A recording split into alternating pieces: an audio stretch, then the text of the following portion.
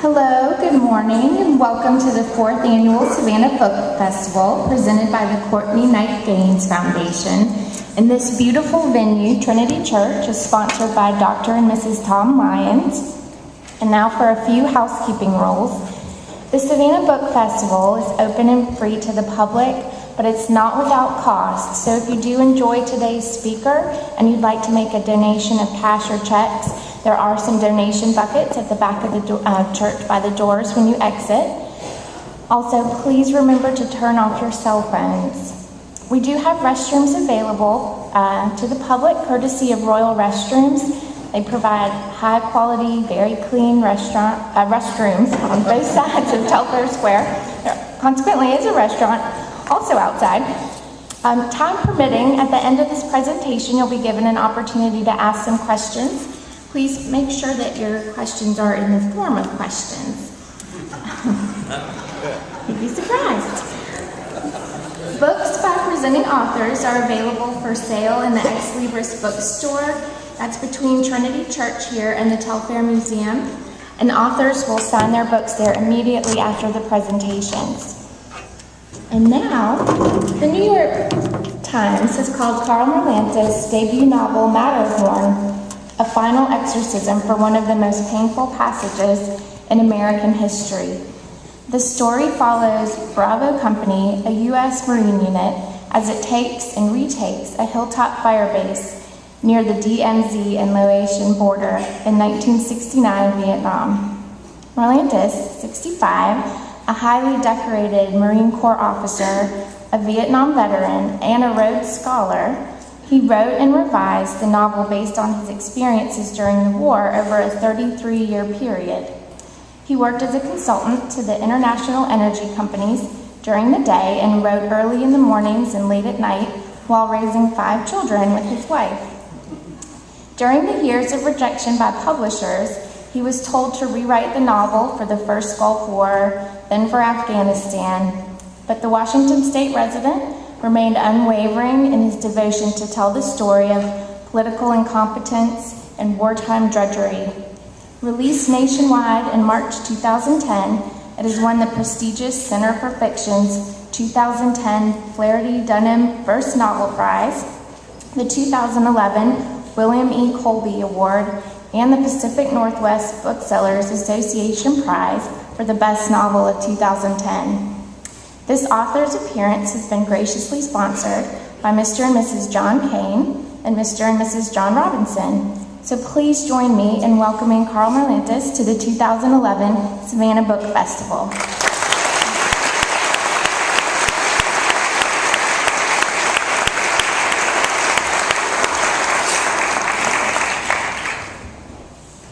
Well, thank you very much. It's wonderful. That's the first time I've been in Savannah, and my wife is from Tennessee, and she's walking around saying, "This just feels like home." And I told somebody that this morning. I said, it's the warm air, the softness, and this is a Savannah resident. And she says, "Yeah, I mean it's heavy." So I just love this city. It's just an incredible city to walk around in, and I just appreciate so much the people having me here. It's a chance to see it and chance to leave. I live up by Seattle, Washington. It was 38 degrees and raining when we left. So this is another wonderful reason to be here. And I'd like to thank my hosts, and I'd like to also thank John and Stephanie Gutnagel for squiring me around, and my wife Ann, and making this whole festival. For Stephanie is an incredible piece of work, and thank you very much for that. It's really well organized. Well, excuse me, I was told the purpose of the festival is to sort of allow people to get some sense of who the author is, and to basically try and share a little bit about how I came to writing and how I do writing. And so I'm going to be probably telling stories for 20 minutes to a half an hour, and she said, then I'm happy to answer questions that are specific to the book or anything that comes to mind, and then they're going to hustle me out of here because they're on a pretty tight schedule. But I grew up in a little logging town in Oregon, And I think I might be the only author here who had participated in 2 book burnings by the time I was in high school. And I have to tell you why that happened.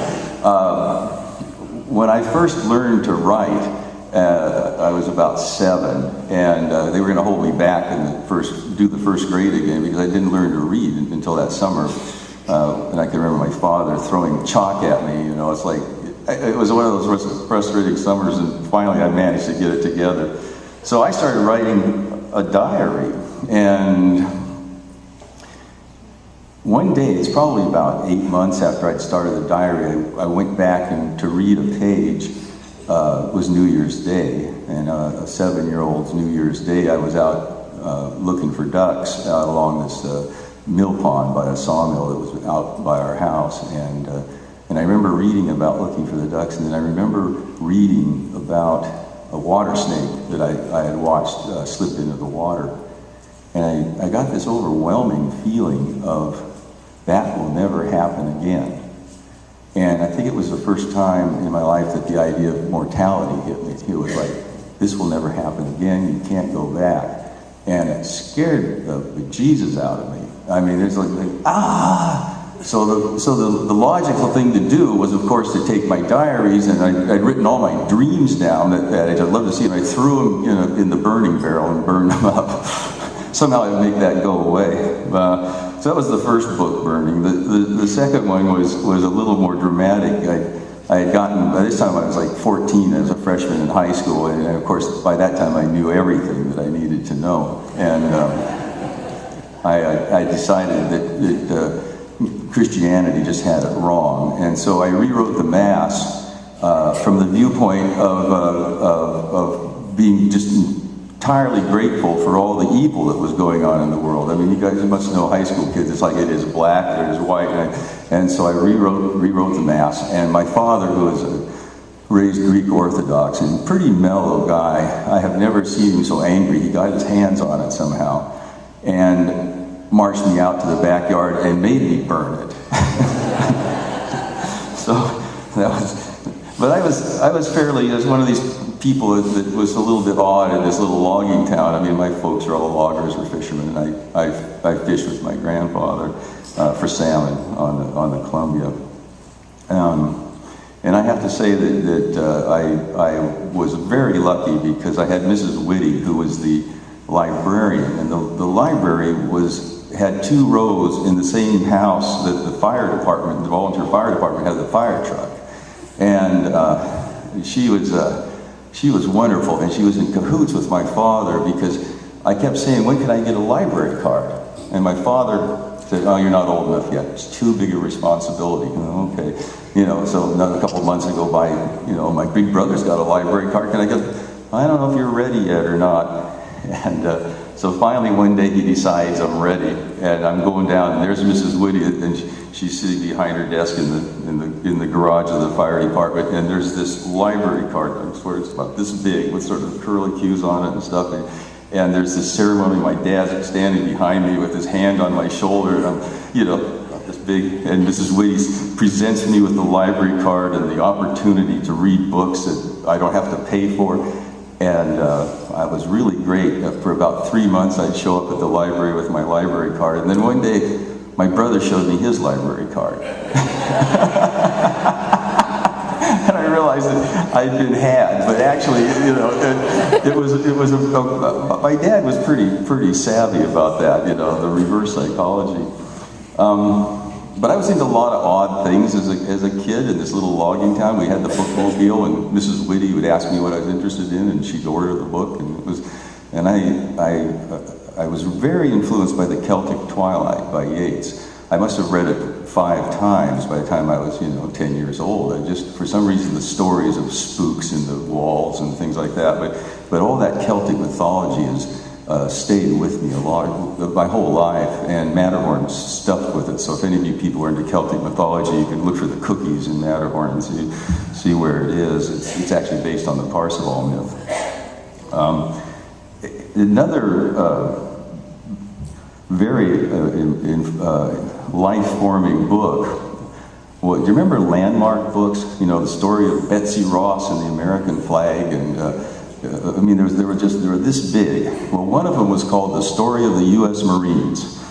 And I think by the time I was 12, I'd read that about 20 times. And a poor book in the library was tattered because I was fascinated by it. And it makes me sort of think about it. I mean, you know, you come into the world and you have a certain destiny that just seems like you're going to have to perform. And I'm suddenly reminded of this quote by Carl Jung. Isn't it unfortunate that people go kicking and screaming to the destiny that they'd arrived at anyway? And so I think that the landmark book was sort of laid there and waiting. And I did the most you know, teenage boys. I love Captain Horatio Hornblower, C.S. Forester. I read those several times, and Asimov and Heinlein. And then unfortunately Heinlein wrote Starship Trooper, which is of course the U.S. Marines in the future. And that fueled it. So when I was 18, I joined the Marines. Is that a surprise? And oh, I have to tell you, I forgot. This is the other thing. My first writing experience, other than these 2 book burnings, because I was reading Heinlein and Asimov and those folks. My cousin and I decided to write a novel, and we were 9. And I don't have any idea what our idea of a novel was. It wasn't what I ended up with Matterhorn, but it was about space invaders invading the Earth, and it was odd that 2 9-year-old boys saved the Earth. You know, so that was my first novel. When I was in high school, I was a football player, and I could never play baseball because I don't have any eye-hand coordination, and so I ran track. And in that little high school of 400 kids, those were the days when they talked about the service. Well, your uncle was in the service, you know, as well your dad was in the service, and almost all the fathers are World War II veterans. And so the boys just sort of figured that, well, you owe a couple of years. I mean, most of us weren't going to go volunteer, but if the draft notice came, it was like, well, you owe the service, you owe a couple of years. And so it was a time when you just signed up. And of course, the Marine recruiter told me, well, Marines guard embassies. And I'm like, that's great, you know. And he didn't lie to me. I mean, he also told the guy that actually joined with me, the guy says, well, can you golf? And he said, oh, there's golf courses all around Paris Island. It's just really wonderful. And this poor sucker, he shows up on the bus with his golf bag.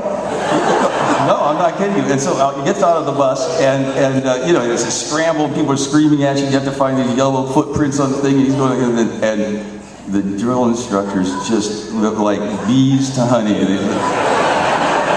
Look at this. What did you bring to boot camp? Some awful.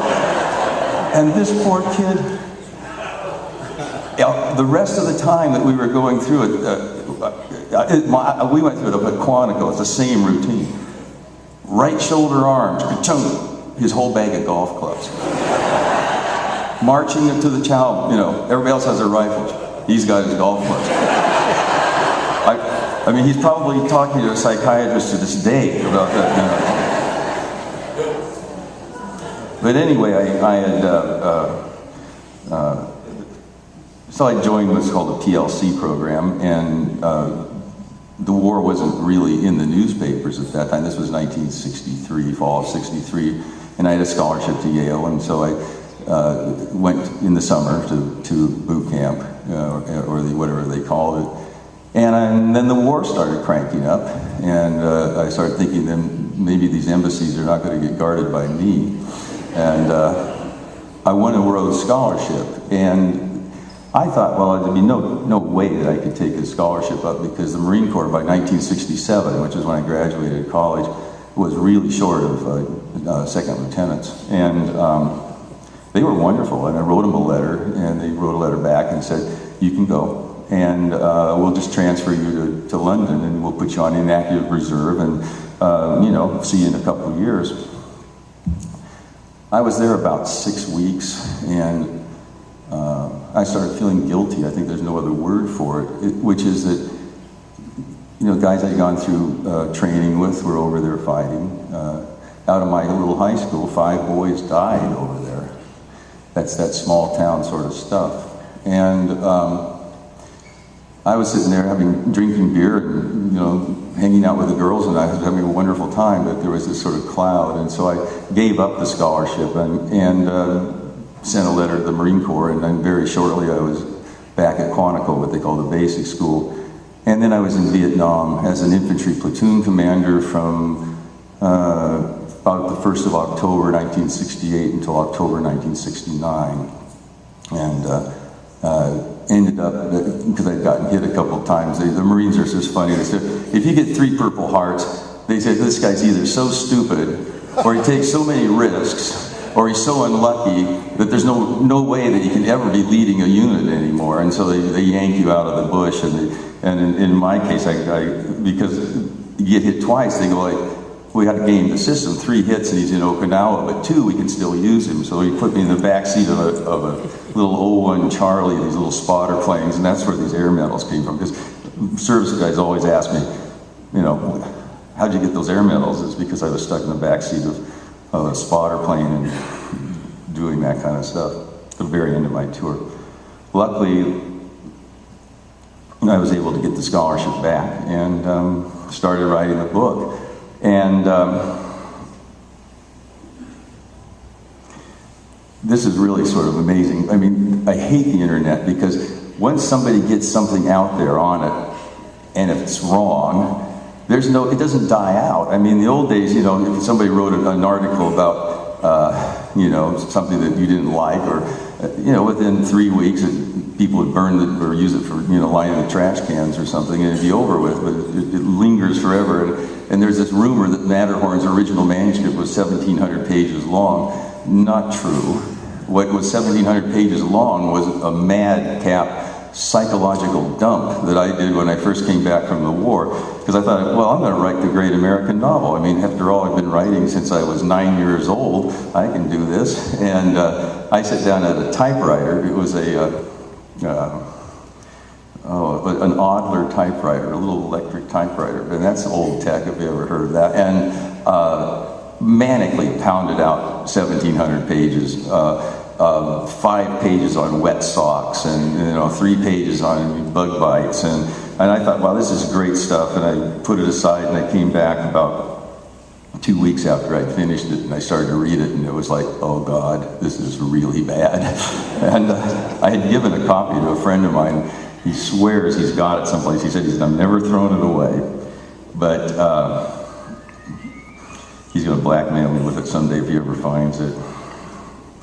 So what happened with this novel is that I started to say, I'm going to have to get serious about writing fiction, and I believe it or not, I didn't learn how to do it when I was 9 or up until that point. I started reading books, how to structure plots, how to create characters, and I started reading people that I really admired. But when you start reading as a writer, you're looking behind the scenes, so to speak. It's like you don't sort of just flow with the story anymore. It's a different task. You're sort of going like, how did he do that?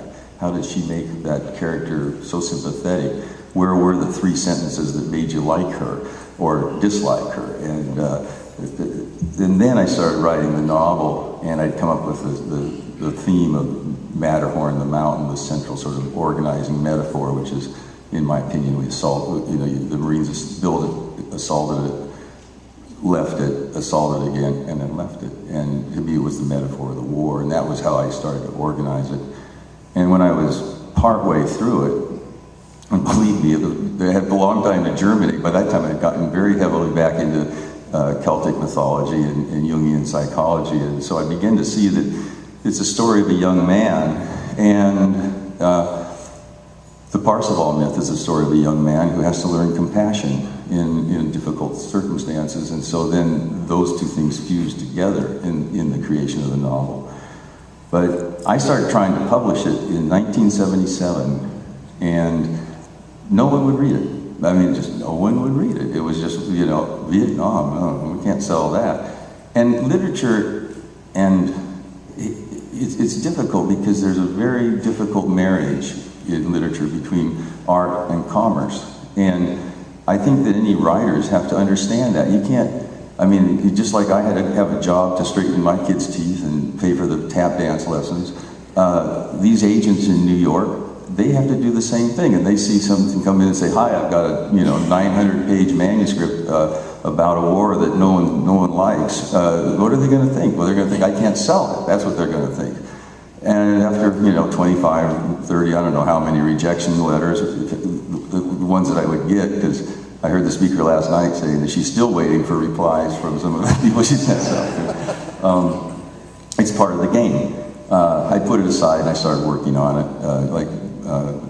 evenings, mornings, weekends, and by the mid-'80s it got better and better, I think, and so I tried again, and then it was like, well, Hollywood's done this.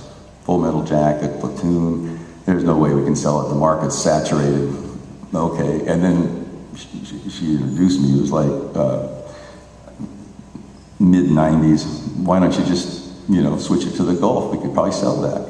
And I by that time I was so happy that Microsoft had come out with search and replace on Word, because I thought I could just, all I had to do was hit jungle for desert, and then I'd have it completely rewritten. Sometimes I wonder, agents, if it's like, do you know what we do, in our dark and sullen craft? That's what Dylan Thomas called it. So, the way it actually got published, and I think this is really counterintuitive, is that it was a group of women that actually got this novel published, because women usually I don't do war stories, I don't pick them up, I don't read them. And I had been trying everything, and nothing worked. And a friend of mine had a manuscript, and he got a phone call from an old friend of his who was a professor at Berkeley, who had started a little tiny, two-person publishing company in Berkeley called Elion Literary Arts. And if any of you see Matterhorn, you'll see it's published by two publishers, Grove Atlantic, who does all the heavy lifting, and Elion, who are the ones that actually picked this up.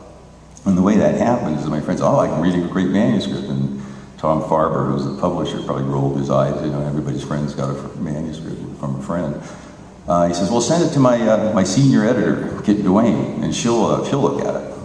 So my friend calls me on the phone, he's very excited, and I go Ken, this is a book about Marines in the Vietnam War, and you want me to spend $50 at Kinko's to make a copy of it and send it to a woman in Berkeley, California? I may not be a great businessman, but at least I could. This is a bad investment. And he was great, because he shamed me. He says, I'll pay for it. Just send it to her. And that was the big break. Kit Duane loved this book, and she convinced Farber to read it, and he liked it, and it got published. It was, what they do is they go out, and it's a nonprofit, and they go to generous people, the people that kind of, support things like the Savannah Book Festival, and they get enough money to make a small run of a paperback. And they made a 1,200 copy run, and my pay was 120 free copies. And so I could do as I wished with them, and I thought, well, this will be great, I've got a product now, I can start writing to agents and say, I've been published, what about a New York publisher? And I could send it to newspapers for reviews, and exactly the same thing. It was just that no one was interested. And after all these books that I read about how to write killer query letters, the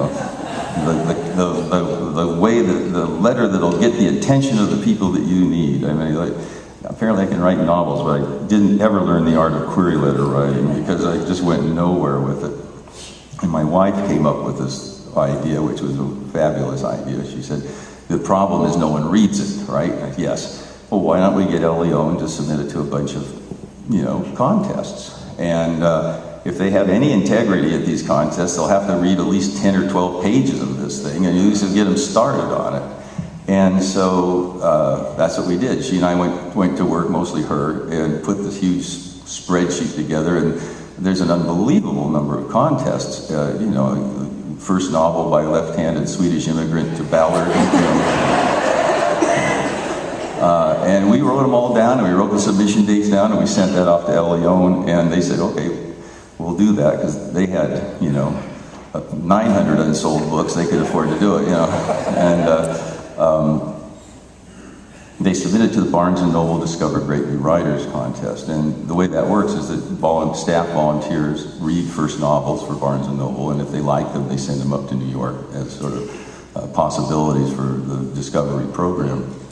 And some woman in the Midwest, I think it was like Milwaukee, loved this book. She sent it up to her boss, who's a woman named Jill Lamar in New York, and she loved this book.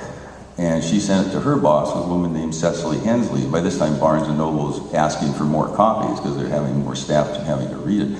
And Farber calls me on the phone, and he says, you know,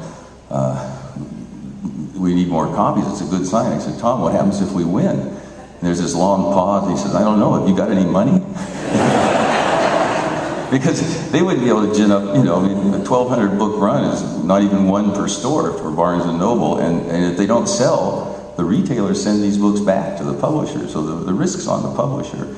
And little places have died because they've, you know, gotten a sort of a Barnes & Noble prize or win like that, and they've borrowed money to go out on a limb to make the books, and it didn't work. And Cecily Hensley, who's their chief fiction buyer, who's a woman that is very respected in New York. I mean, if you're the chief fiction buyer for Barnes & Noble, you're very respected in the publishing industry because she can make or break a book. And she loved this book, but she knew that it would bury El Leon if they chose me. And so she went around to her friends in the publishing business and said, this little outfit in Berkeley needs a partner that can do the heavy lifting. And Morgan Endricken from Grove Atlantic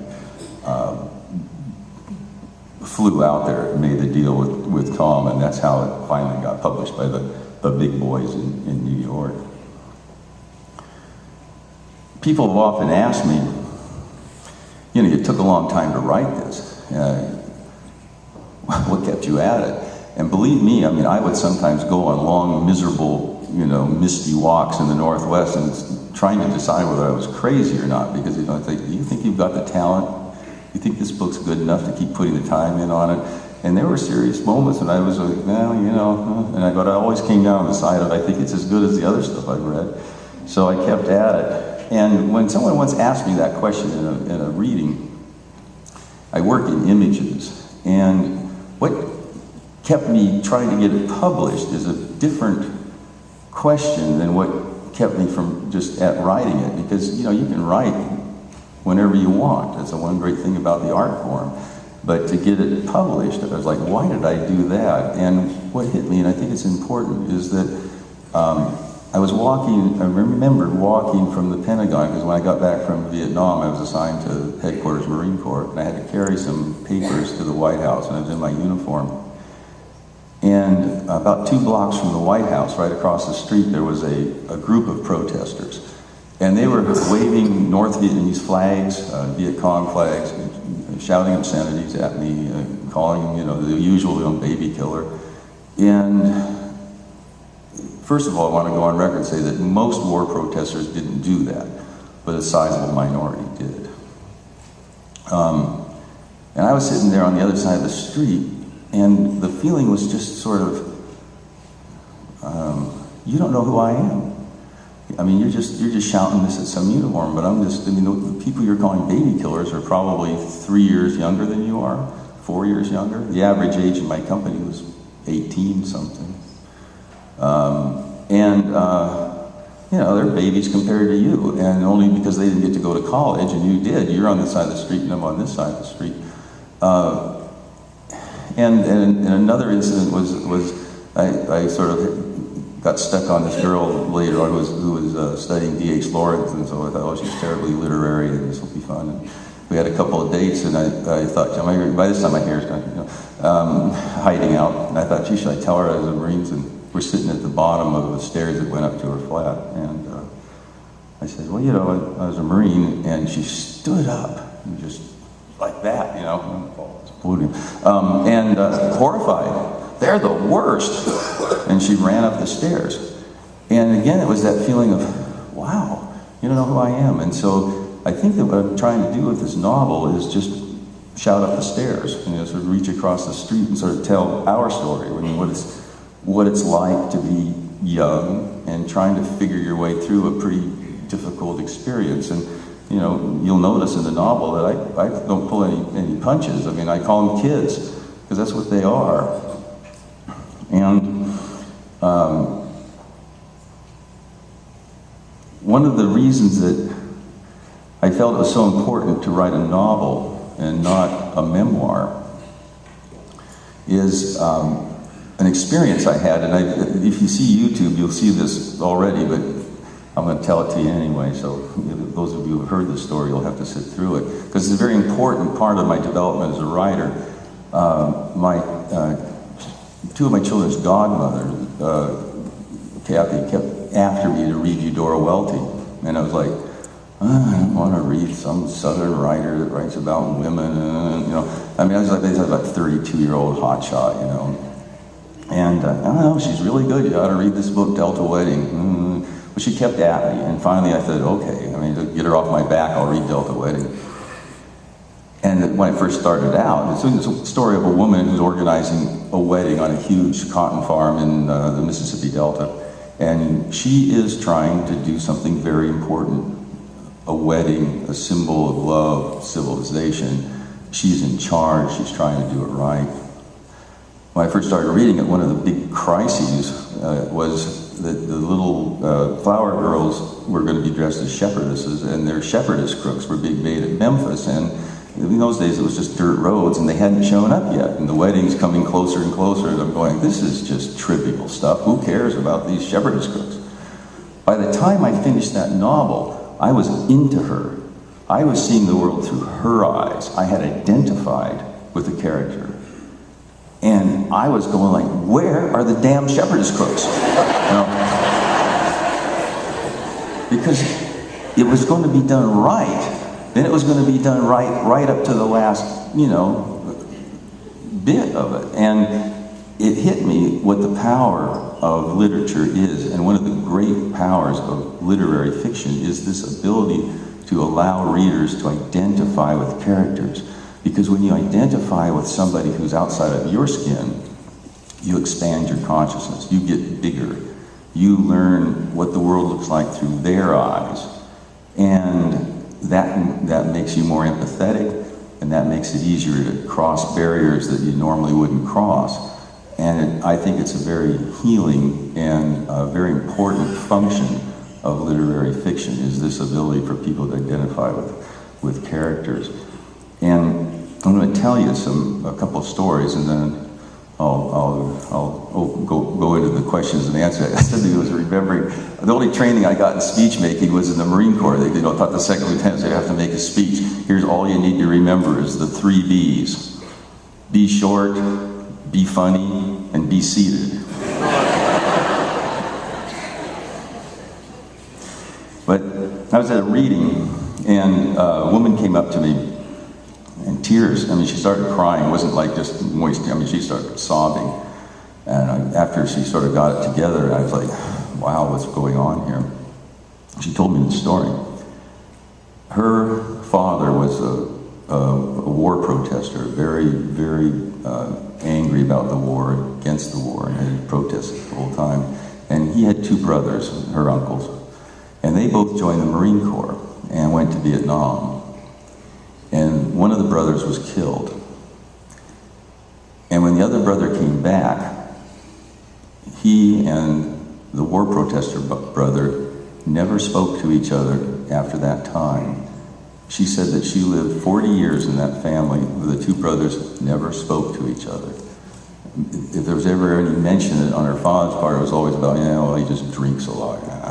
They just never did. And it's a microcosm of what happened in this country.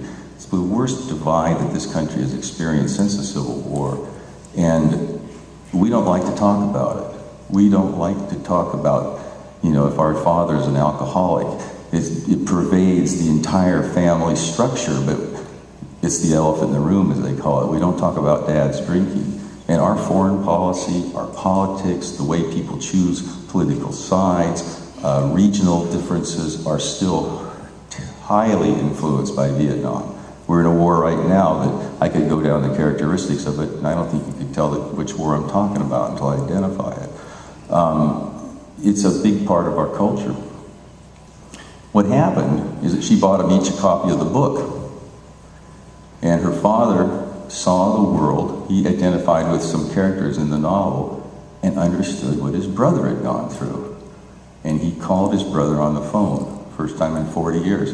And his brother apologized to him for being so, stubborn about contacting him because he was, undermining his brother's death. And they've started talking, and they are now talking to each other. That wound seems to be on its way to healing. I heard the story and I just went, wow. Power of literature, and people are involved in it. People here who come to book festivals, people that sell books, people that write them. It's an amazing value to the community. Another example of this power is if a guy came up to me, had 5 books. Oh, wow, this is great, because we've been trying to remodel the kitchen for years. How come 5? And he said, well, he was a Marine in Vietnam and operated about the same area the book took place. And he said he's been trying for 4 decades to tell his wife and children what it was like. And he said, I never could do it. I'd start to choke up. Tears would come. I'd leave the room. I'd go duck hunting for the weekend. And he said, I'm going to give them each a copy of this book, and it's going to do my talking for me. And it just, again, I had this feeling of I'm so pleased to be part of that chain of how it works. And another example that was important to me was Berkeley, California, where I told the publisher, you're not sending me to Berkeley. No, it'll be all right. And I thought this is going to be bad, but I went to Mrs. Dalloway's bookstore in Berkeley. It's an independent bookstore there, and the room was full of 99% people who had been against the war. And I started doing my thing, reading the book, and questions started coming, and the feeling in the room was incredible. They didn't, after a few questions to me, they started talking to each other, trying to recall the time period, trying to understand what were they doing, what part of what they were doing was important, what part of it was bad. A lot of them had been the minority that were spitting on the soldiers. And they were working it out in that room, because of a book and because of an independent bookstore. So there's just an enormous power to literature. And I see that now my be seated time has come, so I'm going to just stop with those several stories and open it up to questions.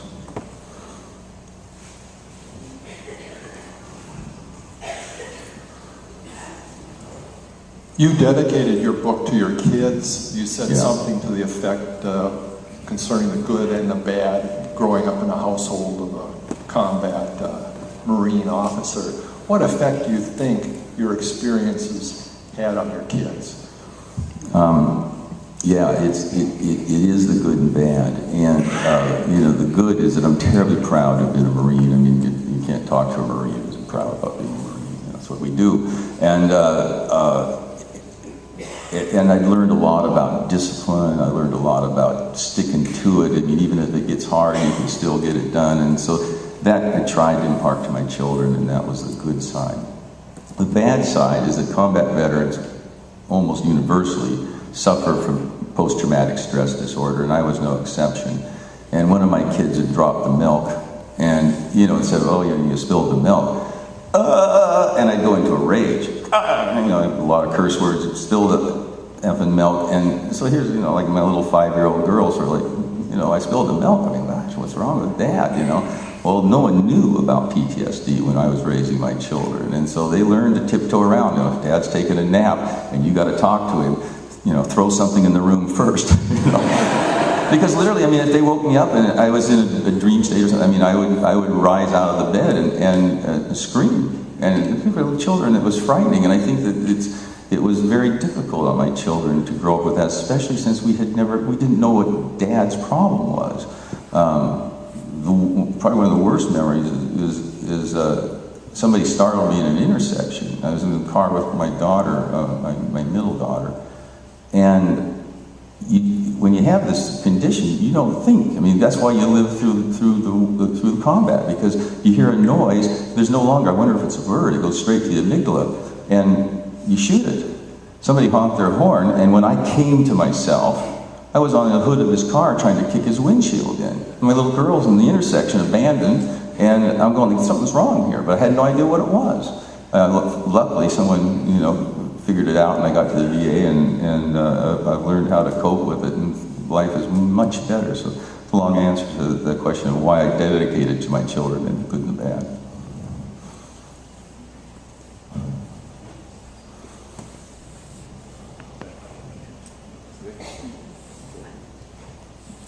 Your book reminded me quite a lot of a work of nonfiction by William Manchester, Goodbye Darkness, another Marine served in Guadalcanal and Okinawa. I'm wondering if you read that and what your reaction was to it, and if it had any influence on your own work.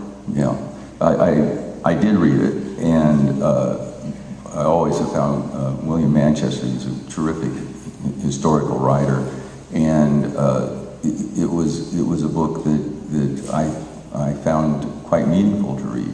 I've later heard that some of his stories were other people's stories, but that could be sort of historians and academics carping at each other. I don't know the answer to that, but as far as I was concerned, it was very interesting to see what it was like to be a Marine in World War II, and how little things changed. Another one that's really good is Sledges, with the old breed in Peleliu, I think it's called, and again, it's astounding. And I was talking with Sebastian Younger, who covers the Afghanistan war. He's written a book, nonfiction called War. Nothing changes. I mean, the technology changes, but what goes on is not changing. So it was important for me to read that World War II memoir because of that.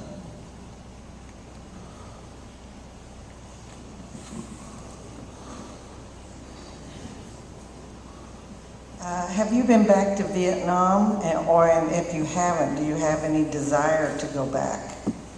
I've never been back. I've had friends who've gone back, and they've universally found it a healing experience. One of the things that always surprises them is that, what the Vietnamese call the American War is just a sort of a small part of 300 years of fighting over there. They fought the Japanese, the Chinese, the French, and there's the American War, and 80%, I think, of that population, it's a third world country with that kind of population distribution. A lot of young people weren't even alive when the war was going on. And they say that there's been, every one of them has come back with a sort of sense of healing, and they say it's like if somebody from Spain came to the United States and was worried about us hating them because of the Spanish-American War. It seems to be that in our consciousness, in our culture, it looms, like I said, very, very large. In theirs, it's part of a long, sorrowful time where a lot of people suffered, and we were part of that. But as far as going back, I'm a little nervous about it, and just because I don't want to sort of, start having nightmares again. And but there is that chance that it would be more healing. But the other thing is that where I fought, I got dropped into the jungle in the mountains. I never saw a Vietnamese village the entire time I was there. It was in some ways really good, because if it moved, we could shoot it, because it was the North Vietnamese army. These guys that had to work around the villages, where if it moved, it might be the Viet Cong, it might be some girl that's trying to give you a sandwich, or maybe she's bringing a hand grenade, and those sorts of moral dilemmas were things I could always avoid. So going to Vietnam wouldn't be a return in a way, it would be going to a new country for me. I was there 2 years ago with another friend. We just went to see South Vietnam and North Vietnam, and I can't tell you how many people, other veterans that were there, and what it was like to them, and how scared they were to get off the plane, they said, and what they might see. But also spoke to a couple Australians that said, you Americans really did win the war. So I just wanted you to know that. Thank you.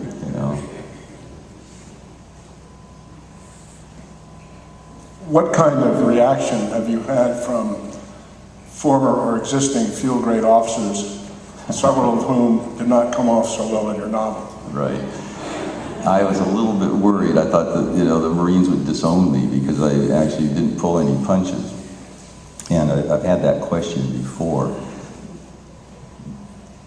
What I did is that, first of all, you have to think about a novel. You need villains. And so I made a couple of villains. But these villains, they're not evil villains. What they suffer from is what we all suffer from. One of them happens to drink a little too much. And I've drunk too much in my life, and I know a lot of people that do that. One of them's a little ambitious, and you know, you don't run a corporation and become a Rhodes Scholar if you're not ambitious. And so the flaws in these characters are just the things that humans deal with. And that's what I hope that people would see in these two characters, Blakely and Simpson. And I did take a lot of characteristics of officers I served under that I didn't like, and I rolled them into these two people, and I've had a lot of people, especially the grunts, say, boy, it's about time somebody nailed them. Because there are bad officers. I mean, every organization has a bell-shaped curve. And there's great people, and there's people that really just shouldn't be doing what they're doing. And I know it's real hard for Marines to have someone say that the Marines aren't perfect, and I get some flack for it. But I have to say that I've been invited to Quantico several times, and I'm going to go to the Naval Academy because the Marine Corps has been so supportive of this book because they say it's so real. They know that they don't always have perfect officers, and they know that mistakes get made. And they say that this book should be read by any NCO or anybody who wants to be an officer. And it's been very satisfying to me that the Marines have embraced it so well. Apparently, at the Marine College in Quantico, they hand it out to their students. Unfortunately, that's all we have time for, but Mr. Marlantes will be in the book signing author's tent just right between Trinity Church here and Telfair, so please